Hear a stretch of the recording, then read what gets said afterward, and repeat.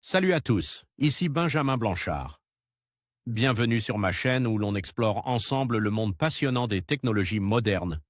Si vous êtes intéressé par les dernières innovations et que vous voulez rester à jour sur ce qui change notre quotidien, pensez à vous abonner. Aujourd'hui, on va plonger dans un sujet incontournable des nouvelles tech. Prêts à découvrir? C'est parti. Bonjour à tous. Dans cette vidéo, je vais vous parler d'un sujet qui me passionne, les voitures électriques. D'ici 2025, il est prévu que certaines voitures électriques coûtent moins cher à l'usage que leurs homologues à essence ou diesel. Je vais explorer avec vous les raisons derrière cette évolution, les économies potentielles que cela représente, et comment cela pourrait transformer notre façon de conduire. Restez avec moi pour découvrir pourquoi passer à l'électrique pourrait être une option plus économique et durable pour nous tous. Selon une étude réalisée par Bloomberg New Energy Finance, le prix d'achat d'une voiture électrique devrait être inférieur à celui d'une voiture à essence d'ici 7 ans. Sous certaines conditions.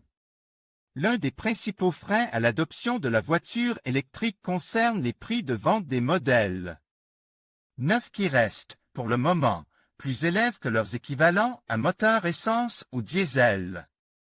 Mais quand cette tendance va-t-elle s'inverser? Selon une étude réalisée par Bloomberg New Energy Finance, il faudra attendre 2024 pour qu'une voiture électrique neuve coûte le même prix que son équivalent à essence. Et à partir de 2025, les tarifs des véhicules électriques devraient commencer à être plus compétitifs que ceux de l'essence. Le facteur clé de cette transition réside dans la baisse du prix au kilowattheure des batteries lithium-ion.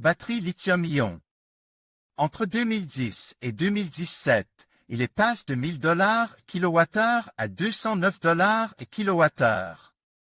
Et Bloomberg prédit qu'il passera sous la barre des $100 kWh à partir de 2025. La Chine sera le moteur du marché de la voiture électrique. Cependant, le rapport identifie deux obstacles qui pourraient compromettre la montée en puissance de la voiture électrique, le déploiement de l'infrastructure de charge et une pénurie de cobalt à l'horizon 2020 qui pourrait freiner la baisse du prix des batteries lithium-ion.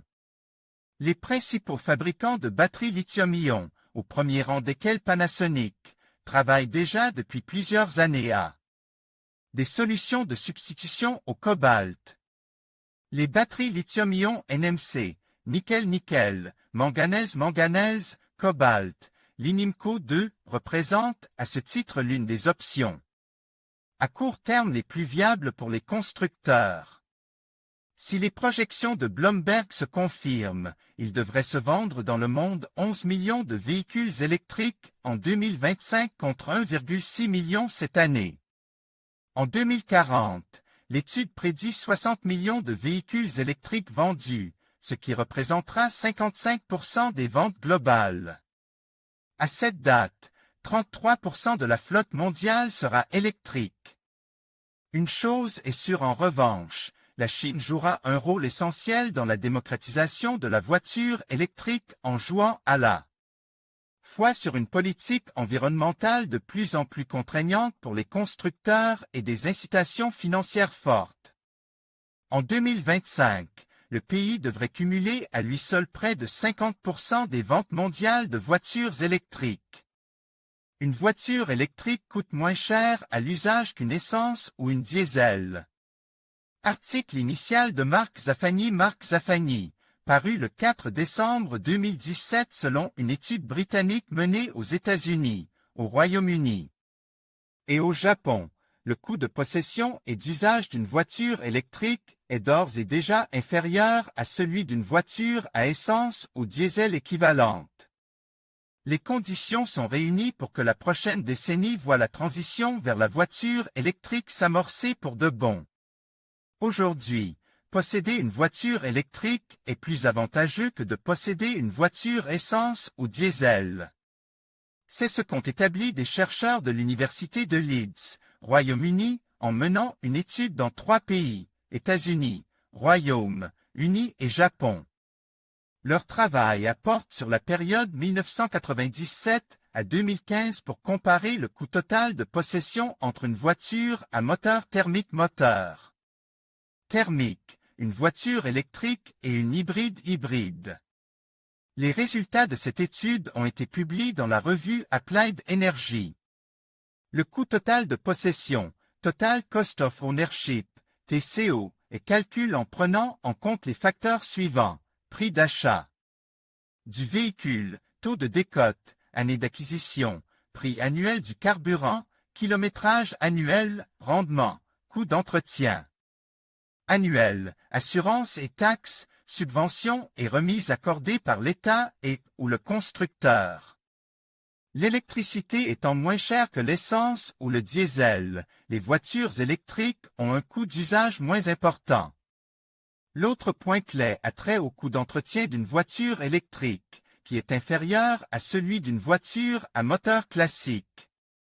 Dépourvue de boîte de vitesse, d'embrayage, d'échappement et de courroie de distribution, la voiture électrique possède moins de pièces mobiles qui subissent une usure. Par ailleurs, le puissant frein des moteurs électriques contribue à réduire l'usure des plaquettes et, par conséquent, le coût d'entretien. Selon les chercheurs de l'Université de Leeds, au Royaume-Uni, en 2015, le coût annuel d'une voiture électrique était déjà inférieur de 10% par rapport à celui d'une voiture essence ou diesel. L'adoption de la voiture électrique passera non seulement par une baisse des prix une fois la fin des subventions mais aussi par existence de réseaux de stations de charge suffisamment denses. Stations, Fotolia, les subventions jouent un rôle déterminant. Mais il est un point crucial qui déterminait encore fortement l'adoption de la propulsion électrique, les aides à l'achat sous forme de subventions de l'État. En effet, situé entre 25 000 et 30 000 euros, le prix moyen d'une voiture électrique neuve reste encore nettement plus élevé que celui de son équivalent à moteur thermique. Au Royaume-Uni, les subventions pour l'achat d'une voiture électrique s'élèvent à 4 500 livres sterling, environ 5 100 € au cours actuel. Ce montant est d'environ 7 300 € aux États-Unis et au Japon, précise l'étude. La France est le champion européen des aides à l'achat d'un véhicule électrique avec un bonus écologique de 6 300 € qui peut se transformer en superbonus de 10 000 € si reprise d'un ancien véhicule essence ou diesel. Mais que se passera-t-il lorsque ces politiques de soutien se tariront? En se basant sur une hausse de la production qui entraînera une baisse du prix moyen, les chercheurs estiment qu'en 2025, le coût de possession et d'usage d'une voiture électrique comme la Nissan Leaf achetée sans subvention sera équivalent à celui d'une voiture essence. Cette bascule se fera notamment sous l'influence de la Chine, qui est dès à présent le plus gros marché mondial pour les véhicules électriques. Confronte à des problèmes environnementaux majeurs, l'ancien empire du milieu s'engage à marche forcée sur cette voie. Le gouvernement a décidé que les véhicules à énergies renouvelables devraient représenter 12% des ventes annuelles à l'horizon 2020. Des constructeurs chinois tels que BYD, Geely et Beijing Automotive vont devenir des géants de la voiture électrique et ils contribueront à faire baisser les prix. Cette impulsion s'accompagne de grands investissements dans la création d'un réseau de stations de charge. La prochaine décennie verra vraisemblablement l'amorce de la transition vers le tout électrique. Plusieurs pays se sont déjà engagés à cesser la vente de voitures essence et diesel à différentes dates, 2025 en Norvège, 2030 en Inde, 2040 en France et au Royaume-Uni. Reste à voir de quelle manière les États chercheront à compenser la perte des revenus liés à la fiscalité sur les carburants. Une taxation plus élevée des voitures électriques est plus que probable. En conclusion, il est clair que d'ici 2025, les voitures électriques deviendront non seulement plus accessibles en termes de prix d'achat, mais elles offriront également des coûts d'utilisation inférieurs à ceux des véhicules à essence ou diesel, avec des économies significatives sur le carburant et l'entretien, ainsi qu'une prise de conscience croissante des enjeux environnementaux. Le passage à l'électrique semble être une option judicieuse pour les consommateurs. Il est temps de repenser notre rapport à la mobilité et d'embrasser cette transition vers un avenir plus durable.